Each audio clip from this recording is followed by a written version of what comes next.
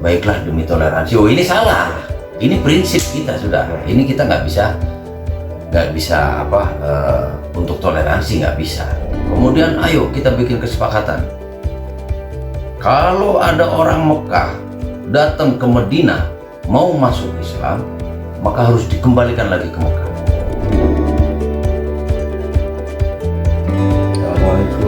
Assalamualaikum. Gimana kabarnya? Alhamdulillah, kabar baik. Kami sehat. Alhamdulillah sehat. Kemana aja nggak kelihatan. Sedang mencoba mencari hal-hal baru. Orang kayak Gus juga, saya lihat ada yang baru dari wajahnya ya. Oh iya. Sekarang ada belum sempat dikerokan. Tapi lebih gagah kelihatannya Gus. Masya Allah. Gus, Azmi lagi coba untuk berkeliling, ketemu sama tokoh-tokoh berbagai agama lah yang ada di Indonesia. Belakangan ini sering banget mendengar perdebatan-perdebatan mengenai toleransi. Ada sebagian kelompok yang mengatakan bahwa toleransi itu membuat tidak ada batasan antara umat beragama. Ada sebagian lagi yang menyebut bahwa toleransi ya hanya sebatas dalam hal-hal tertentu, hal-hal sebagian yang lainnya tidak boleh menyebut kata toleransi. Nah, makanya Azmi ingin mencoba mendengar langsung dari tokoh semua agama seperti apa sebetulnya masing-masing agama itu memandang toleransi. Nah, kalau dari agama kita sendiri Gus, dari agama Islam, sebetulnya toleransi yang sebenarnya itu seperti apa? Bismillahirrahmanirrahim. Toleransi itu sebenarnya kita harus paham dulu tentang kita melakukan perbuatan yaitu toleransi. Tujuannya untuk apa dulu? Yang jelas, dengan adanya toleransi itu membuat kita ke depan jauh lebih baik dan jauh lebih maslahat. Salah satunya misalkan menghindari konflik, maka kita lakukan yang namanya toleransi. Tapi toleransi itu boleh dilakukan selama tidak melanggar prinsip-prinsip yang sudah ditentukan oleh Allah dan oleh Rasulullah SAW. Buktinya, dulu ada satu peristiwa ketika Rasulullah SAW beserta para sahabat itu mau melakukan ibadah umrah dari Madinah menuju Mekah.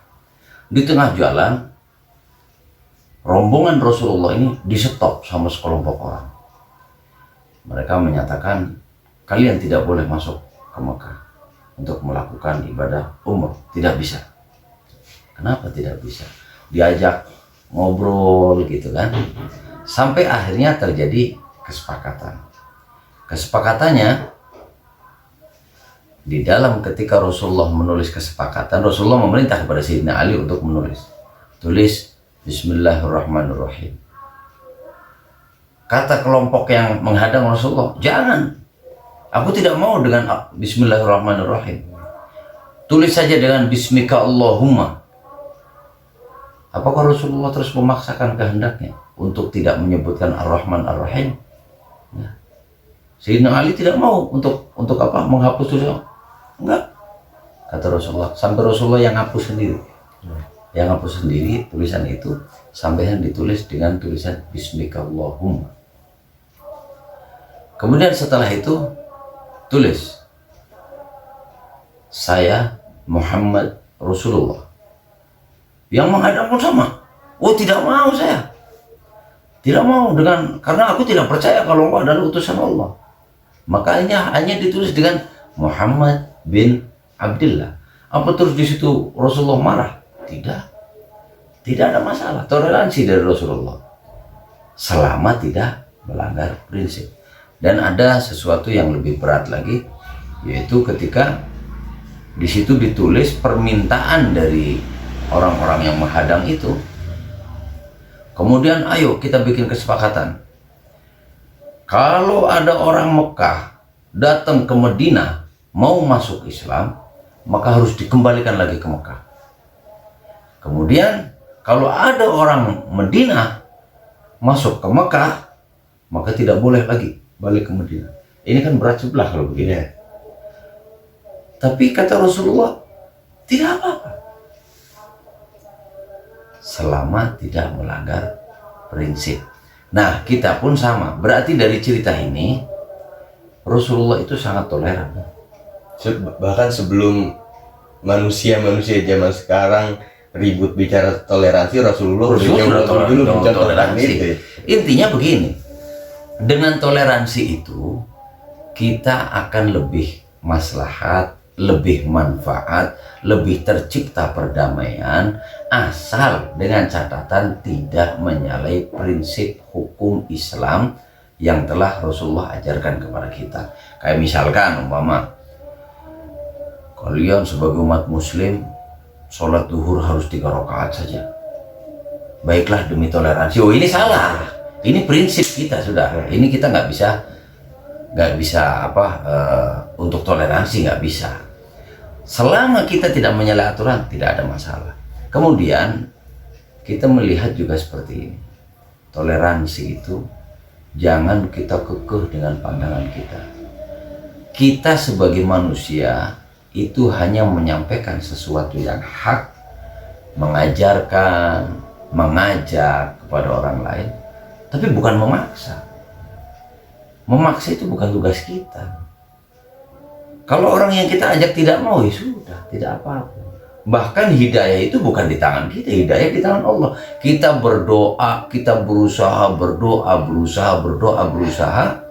habis itu kita serahkan sama Allah. Pada akhirnya Allah juga yang menentukan hidayah itu diberikan atau tidak. Iya, itu urusan Allah. Nah, soal prinsip itu tadi Gus, sebetulnya ada nggak sih batasan-batasan lain mengenai toleransi umat beragama?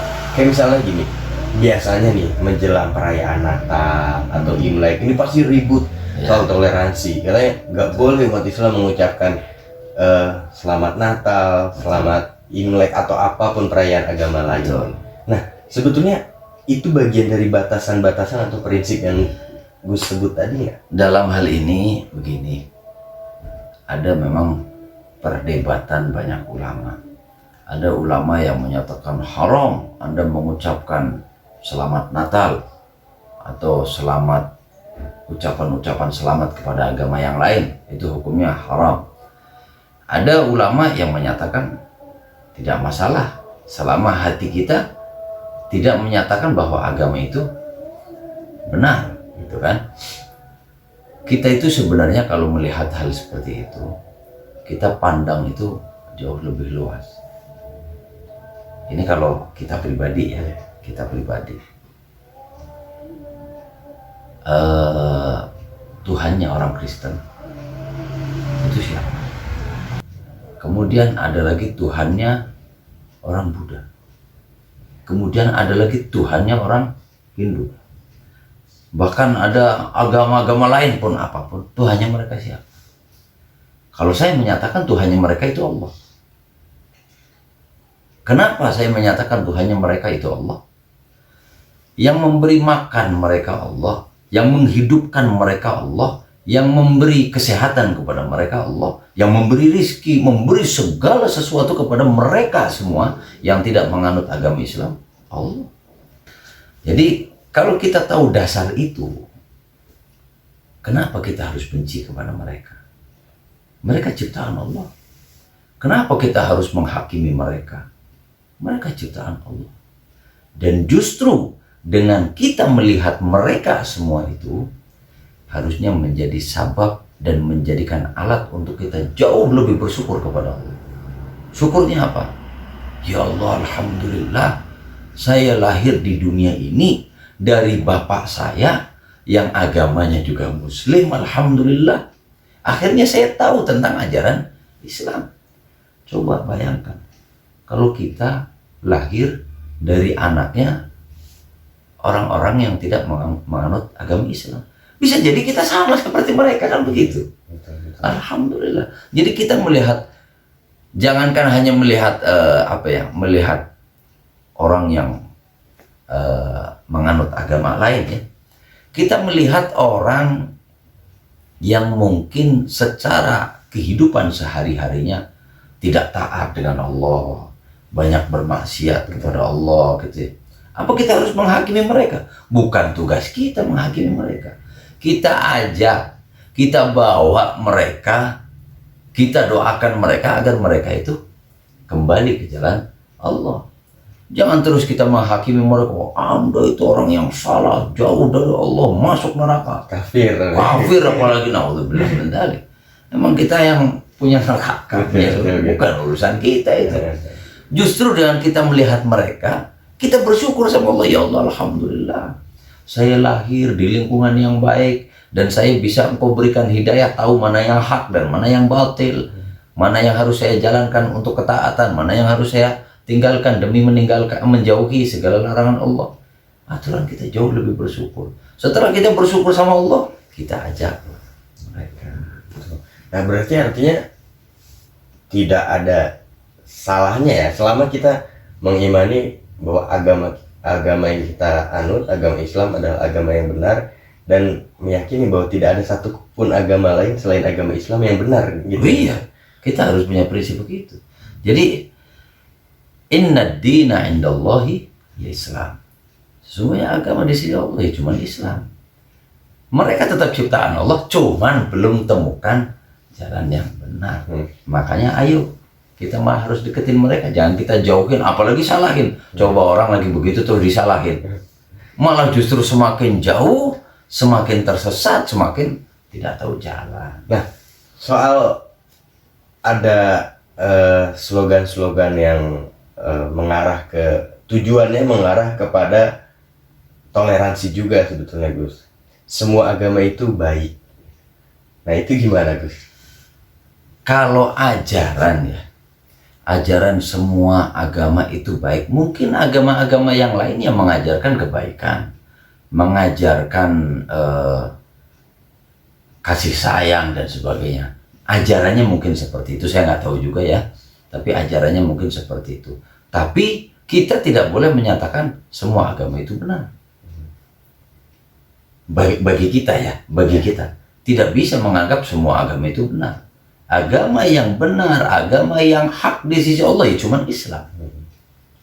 Adapun persoalan kita kemudian bersosialisasi dengan pemeluk agama lain, berbuat baik dengan pemeluk agama lain, itu adalah urusan lain ya? Oh iya, kalau masalah kita berbuat baik, kemudian kita bersosialisasi, menjalin hubungan, itu ajaran Rasulullah. Rasulullah mengajarkan untuk saling menjaga hubungan baik, jangan saling memusuhi dan sebagainya. Kita saling menghormati, saling berkasih sayang.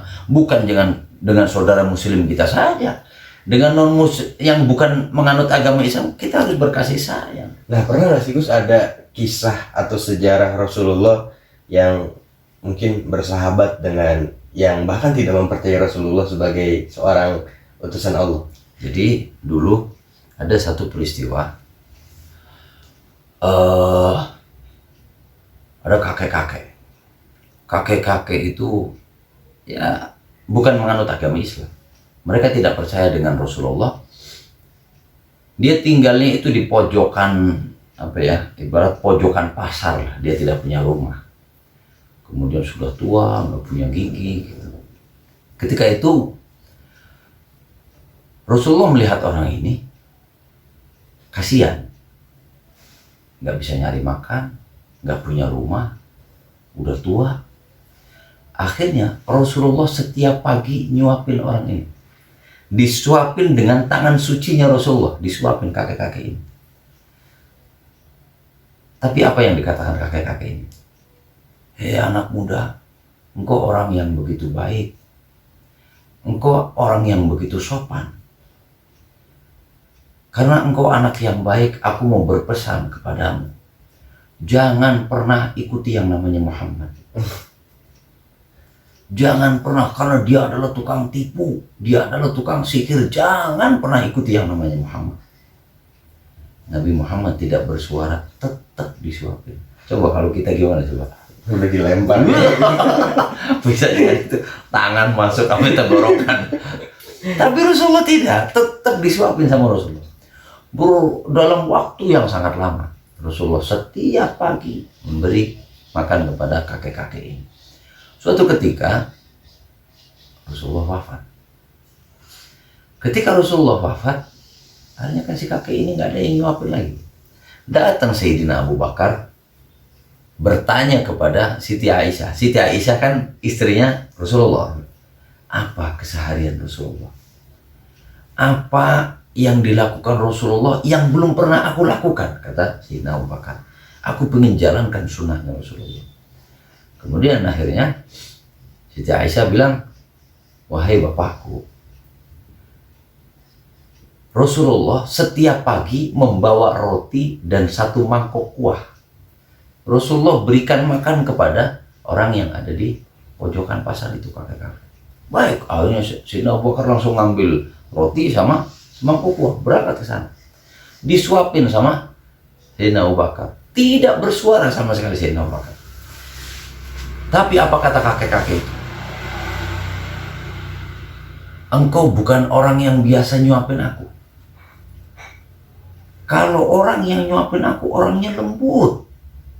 Tidak sekasar engkau ketika menyuapi aku, katanya.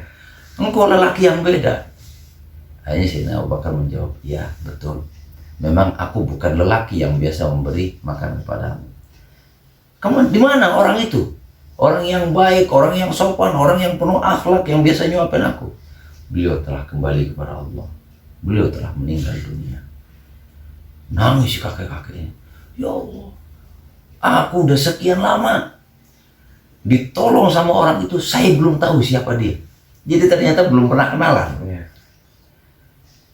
Dia adalah Muhammad Rasulullah. Itu sukaku itu nangis itu.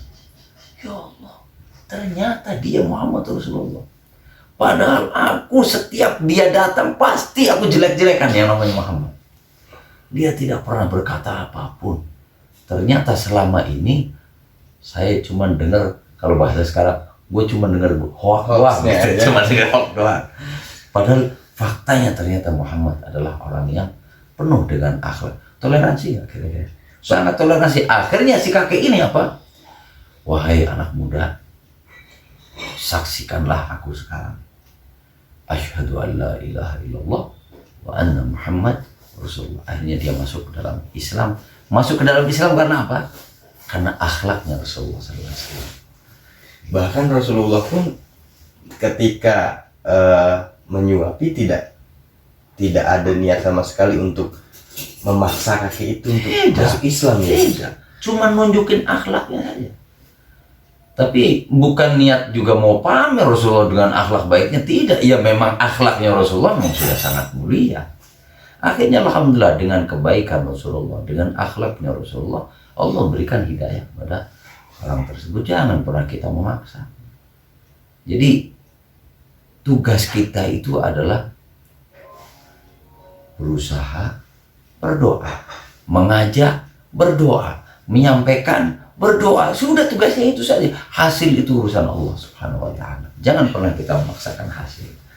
Oke, Gus, terima kasih banyak. Walaupun singkat, tapi Azmira sudah cukup menjawab bahwa toleransi itu akan menjadi indah ketika yang dikedepankan adalah akhlak untuk berhubungan dengan sesama manusia, entah dari manapun agamanya, ya Gus. Betul. Ya. Gus, sekali lagi terima kasih banyak. Azmir sudah diberi kesempatan untuk datang ke rumah Gus langsung, ngobrol langsung sama Gus, bicara bagian-bagian terkecil dari kehidupan, yaitu toleransi. Alhamdulillah, semoga manfaat. Kalau banyak kekurangan, itu saya pribadi yang banyak kekurangan. Semoga Allah berikan manfaat buat kita semua dan kita semua saling bisa berkasih sayang, bersatu. Amin, amin. Gus, terima kasih banyak. Nanti pamit dan lancar, sehat selalu. Amin, amin. Untuk agama Allah. Amin, amin, amin.